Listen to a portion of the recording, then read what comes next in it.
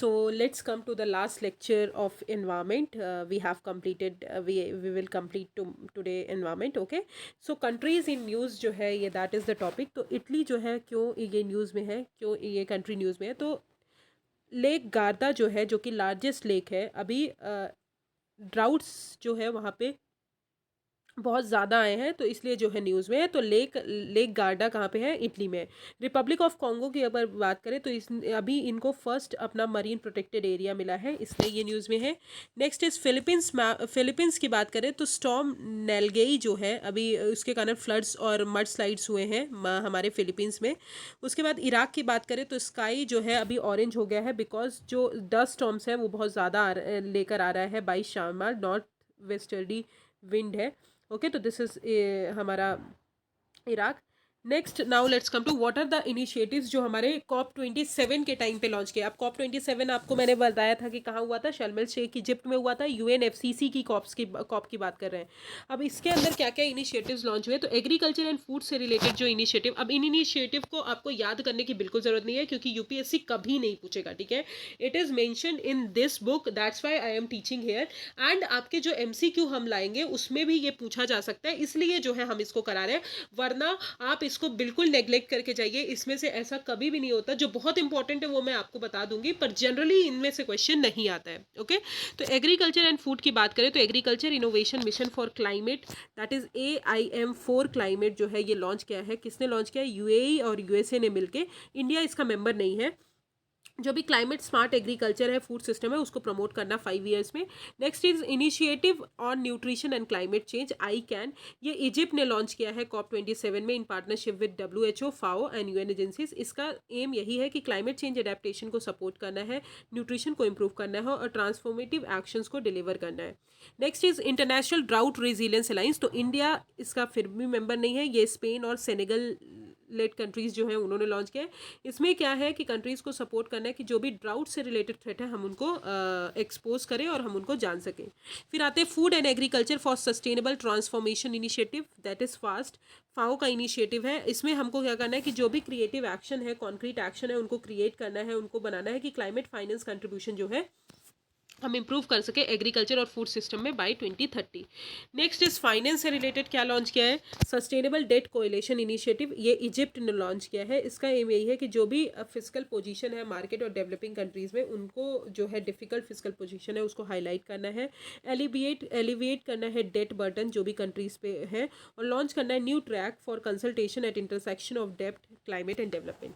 Next is global shield against climate risk, G7 and V20 countries ने मिलकर launch किया है। V20 की अगर बात करें तो वल्नरेबल 20 इसका फुल फॉर्म होता है।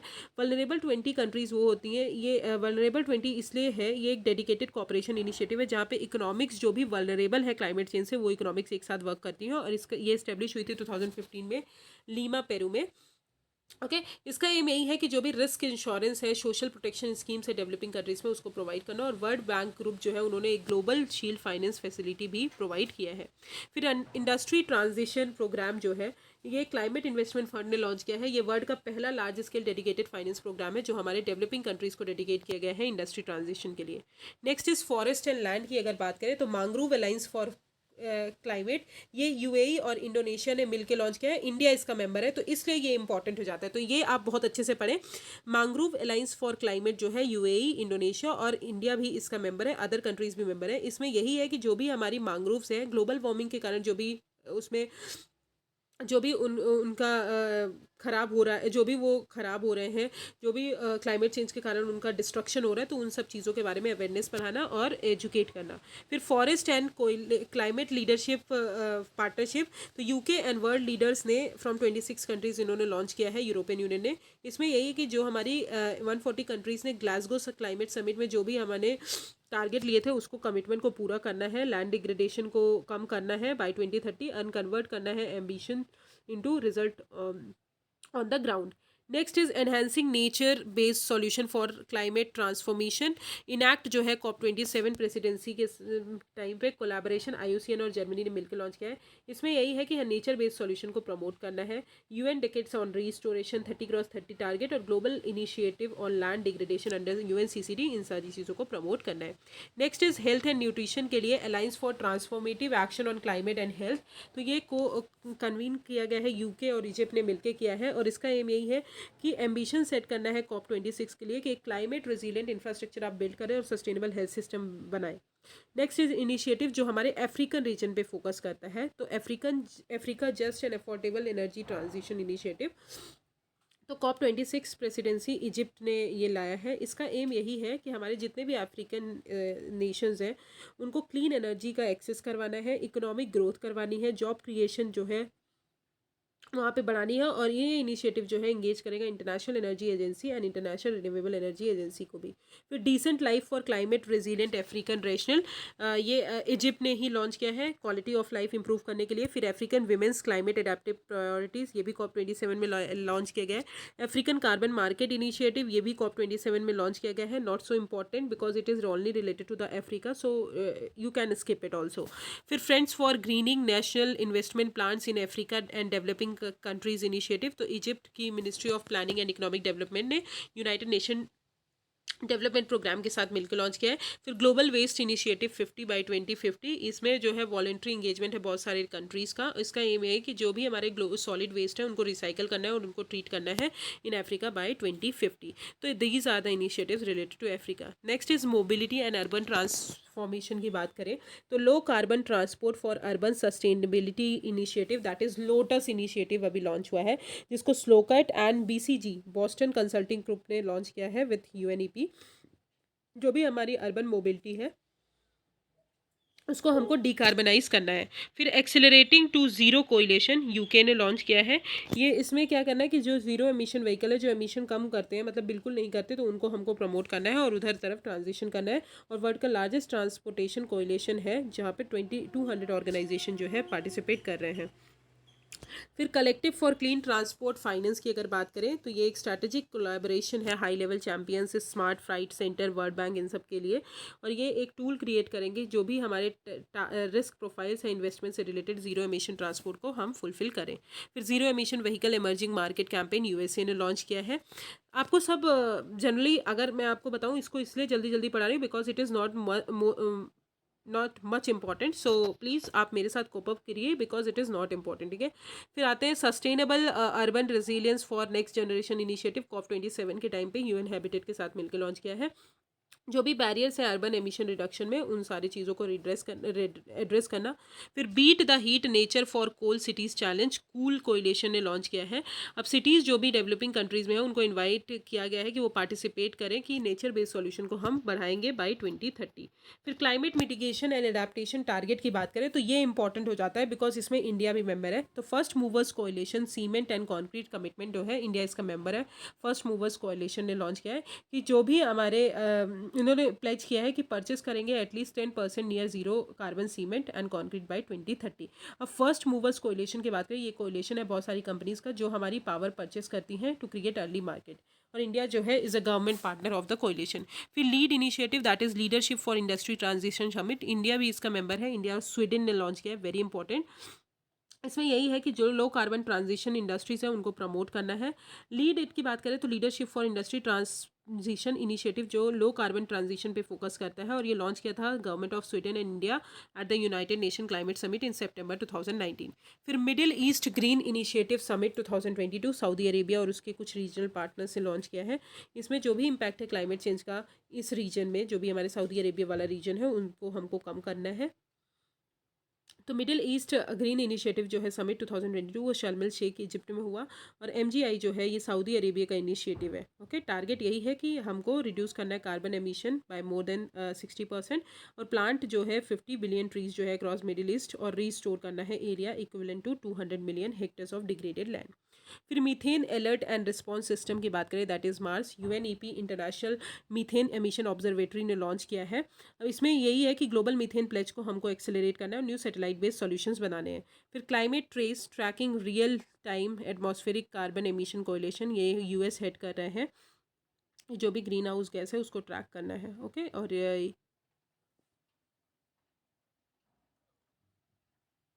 ये एक ग्लोबल नॉन प्रॉफिट कोएलिशन है और ये हार्नेस करेंगे satellite imagery and other forms of remote sensing artificial intelligence. Next is action on water and adaptation resilience. तो COP27 प्रेसिडेंसी में वर्ल्ड मेट्रोलॉजिकल ऑर्गेनाइजेशन के साथ इसको लॉन्च किया गया है। ये वाटर सिक्योरिटी के जो भी इश्यूज हैं उनको एड्रेस करेंगे। Insurance adaptation and acceleration campaign, ये जो है रेस टू रेजिलियंस कैंपेन का पार्ट है, जो कि UN बैक्ड रेजिलियंस है। अब इसमें क्या करना है, 3000 इंश्योरेंस कंपनीज जो हैं वो COP28 में उनको मोबिलाइज करना है कि वो भी हमारे मार्केट में पार्टिसिपेट करें इन 2023। फिर Sharmil Sheikh adaptation agenda COP26 में लॉन्च, 27 में ही लॉन्च किया है with high level championship and Marrakesh partnership. अब यहाँ पे आउटलाइन किया कि 30 एडाप्टेशन आउटकम्स जो है हमको आउटलाइन करने हैं कि हमारा रिजिलियंस जो है, पीपल जो भी रह रहे हैं क्लाइमेट वनरेबल कंट्रीज़ में, कम्युनिटीज़ जो है उनको 2030 तक। फिर planning for climate and commissions की बात करें तो green hydrogen organisation, international hydro power organisation, the global wind energy council and global solar council, इन्होंने लॉन्च किया है ग्रीन एनर्जी को प्रमोट करने के लिए।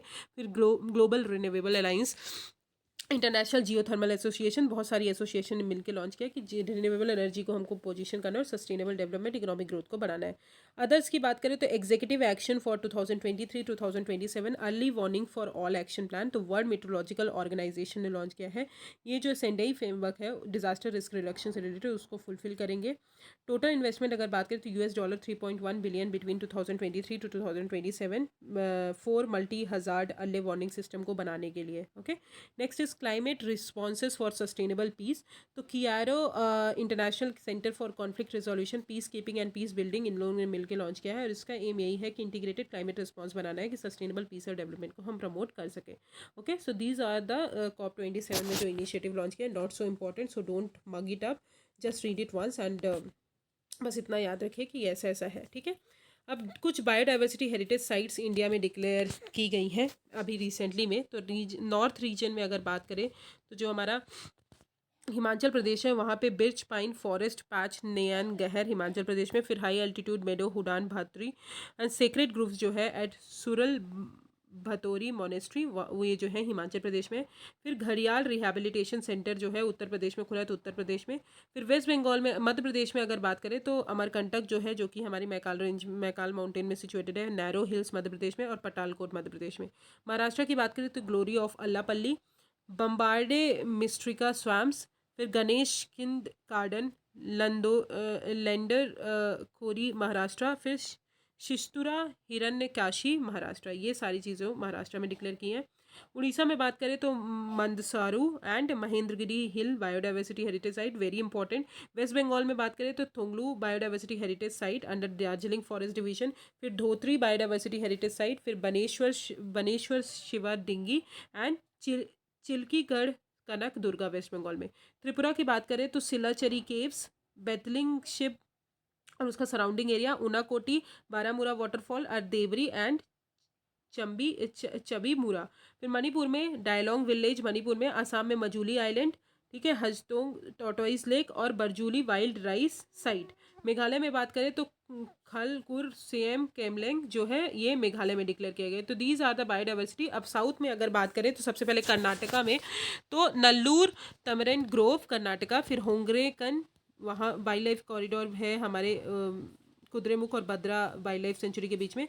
फिर अंबरगुड़ा कर्नाटका में है, यूनिवर्सिटी ऑफ एग्रीकल्चर साइंस जो है वो भी कर्नाटका में। तो इनको गोवा में पूर्वतल्ली राय कुआ, केरला में असरामम है जो कि रेयर और एंडेंजर्ड हेरिटेज ट्रीज़ हैं वहाँ की, तमिलनाडु में अरीतापट्टी बायोडाइवर्सिटी हेरिटेज साइट और तेलंगाना में Aminpur lake. Okay, so these are the हमारे some biodiversity heritage site. Now Ramsar sites की अगर बात करें तो कुछ कुछ रामसर साइट्स यहाँ पे मेंशन है जो डिक्लेयर की हैं। You know that Ramsar sites हमारी 75 है। तो सबसे पहले हम तमिलनाडु की साइट देख लेते हैं।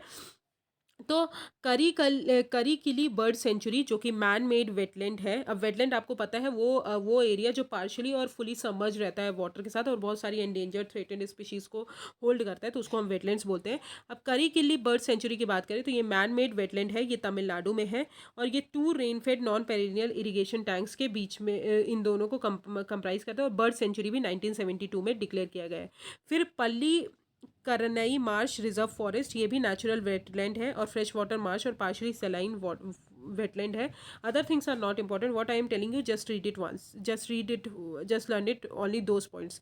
फिर पिच्चावरम मैंग्रोव, ये भी हमारा कहाँ पे, तमिलनाडु में है, ये नेचुरल वेटलैंड है और one of the largest mangrove ecosystem है हमारे इंडिया का, जो वेल्लर एंड कोरेलरून रिवर पे है। स्पॉनिंग एंड नर्सिंग ग्राउंड जो है for commercially important prawns and mainly white prawns and tiger prawns. फिर आते हैं कुंथन कुलम बर्ड सेंचुरी जो कि मैनमेड वेटलैंड है और इरिगेशन टैंक्स को भी कंसिस्ट करता है और रिवर्स जो भी ओरिजिनेट होती हैं वेस्टर्न घाट से उसके द्वारा ये फेड होता है। लार्जेस्ट रिजर्व है, ब्रीडिंग रेसिस्टेंट है माइग्रेटिव बर्ड्स के लिए, इंपॉर्टेंट बर्ड एरिया है और सेंट्रल एशियन फ्लाई अवे में भी आता है। फिर गल्फ ऑफ मन्नार की अगर बात करें, ये भी हमारे तमिलनाडु में है, these are in Tamil Nadu, okay? So natural wetland है, first marine biosphere reserve है in South and Southeast Asia और classified as marine national park, important bird area, UNESCO biosphere reserve भी है।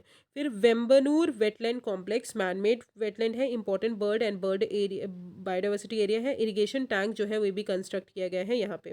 फिर Vellode bird sanctuary man made wetland है, central Asian flyway. फिर Vedanthangal bird sanctuary, ये भी man made है, इंपॉर्टेंट बर्ड एरिया और बायोडाइवर्सिटी एरिया है। फिर उद्या मार्तंडपुरम बर्ड सेंचुरी, ये भी मैन मेड है, ये में ह्यूमन मेड इरिगेशन टैंक्स बने हैं और कोरायर रिवर पे है। फिर चित्रंगुड़ी बर्ड सेंचुरी, ये भी हमारा कहाँ पे है, तमिलनाडु में है। फिर सुचिंद्रम थेरूर वेटलैंड कॉम्प्लेक्स, ये भी मैन मेड है, important bird area, central Asian flyway में आता है। फिर वड्डवूर बर्ड सेंचुरी, ये भी मैन मेड है and Kanjirankulam bird sanctuary man made है। तो देखिए इतने सारे जो है तमिलनाडु में डिक्लेयर किए गए हैं, तो 13 जो है हमारे रामसर साइट्स हैं तमिलनाडु में। नेक्स्ट इज अगर हम मध्य प्रदेश की बात करें तो Sang Sagar wetland, very important wetland, man made wetland है, मनियर रिवर के ऊपर है और माधव नेशनल पार्क ये यहीं पर है। ये जो है mosaic, it is a mosaic of landforms including open water surrounding marches, ये सारी चीज़ें हैं। फिर सिरपुर वेटलैंड, ये भी मैनमेड वेटलैंड है जो इंदौर के किंगडम ने होलकर्स ने कंस्ट्रक्ट किया था। फिर यशवंतपुर सागर, ये भी इंदौर में है, ये भी मध्य प्रदेश में है, एक ये गंभीर रिवर के ऊपर इंपॉर्टेंट बर्ड एरिया है, ठीक है। Next is Orissa. उड़ीसा की बात करें तो सतकोशिया जॉर्ज, आपको पता है सतकोशिया टाइगर रिजर्व भी यही है, तो सतकोशिया जॉर्ज की बात करें तो ये एक नेचुरल वेटलैंड है, वाइल्ड लाइफ सेंचुरी है और सतकोशिया टाइगर रिजर्व भी डिक्लेयर किया गया है, ठीक है। रिवर महानदी पे है और मीटिंग पॉइंट है डेक्कन पेनिनसुला और ईस्टर्न घाट्स का। फिर अनसुपा लेक नेचुरल वेटलैंड है और ऑक्सबो लेक है। ऑक्सबो लेक मिएंडरिंग लेक्स आपने पढ़ा होगा, ठीक है, मैच्योर स्टेज में जब आप यूथ मैच्योर एंड फिर उसके बाद स्टेजेस पढ़ते हैं तो उसमें आपने पढ़ा होगा कि मिएंडरिंग करती हैं रिवर। तो ऑक्सबो लेक जो है, ये अनसुपा लेक जो है ऑक्सबो लेक है, जो कि किसने फॉर्म किया था, रिवर महानदी ने, और लार्जेस्ट फ्रेश वाटर लेक है उड़ीसा का। फिर हीराकुंड रिजर्वायर मैनमेड है, महानदी रिवर के ऊपर बिल्ट है, तो उड़ीसा का है। फिर तंपारा लेक नेचुरल वेटलैंड है, प्रोमिनेंट फ्रेश वाटर लेक्स भी है और डिप्रेशन जो है वहाँ पे ग्राउंड में है जो कि रेन वाटर से फिलअप है, ठीक है, तो उसको हम टैम्प बोलते हैं, ब्रिटिशर्स उनको टैम्प बोलते थे और subsequently termed as Tampara by locals. फिर आते हैं जम्मू एंड कश्मीर में, Hygam wetland conservation reserves natural wetland, river Jhelum पे इंपॉर्टेंट बर्ड एरिया भी डिक्लेयर है। फिर Shallabug wetland conservation reserve natural wetland है, श्रीनगर इसमें है, एक्सटेंसिव रीड बेड्स है फॉर ऑफ फरगमाइट्स, ठीक है, कम्युनिटीज़। फिर महाराष्ट्र की बात करें, थाने क्रीक, ये भी नेचुरल वेटलैंड है, डिक्लेयर है, थाने क्रीक फ्लेमिंगो सेंचुरी भी डिक्लेयर है और इंपॉर्टेंट बर्ड एरिया है, सेंट्रल एशियन फ्लाई अवे में भी आता है, उल्हस रिवर पे है। कर्नाटका की बात करें तो रंगनिथु बर्ड सेंचुरी नेचुरल वेटलैंड है, कावेरी रिवर पे important bird area and biodiversity area है। मिजोरम में पाला वेटलैंड है, वो भी हमारा नेचुरल वेटलैंड है, लार्जेस्ट नेचुरल वेटलैंड है in the state of Mizoram. Goa में नंदा लेक है, नेचुरल वेटलैंड्स है और ये भी जुआरी रिवर के ऊपर है, ठीक है। तो this is the end of wetland topic and all the environment section. Thank you so much. अगर आपको जो भी प्रॉब्लम हो एनवायरमेंट में, आप प्लीज़ मुझे कमेंट सेक्शन में बढ़ाइएगा और एक बार इस सारे वीडियोस को देख के अब हम MCQ सेशन कराएंगे तो उसको भी देखिए। इसके बाद हम जो है PT इकोनॉमी की स्टार्ट करेंगे, तो इकोनॉमी का आई थिंक फर्स्ट लेक्चर हमने अपलोड कर लिया था ऑलरेडी, नेक्स्ट लेक्चर हम कल अपलोड करेंगे। Thank you so much. If you have any problem just comment me on the comment section. Thank you so much.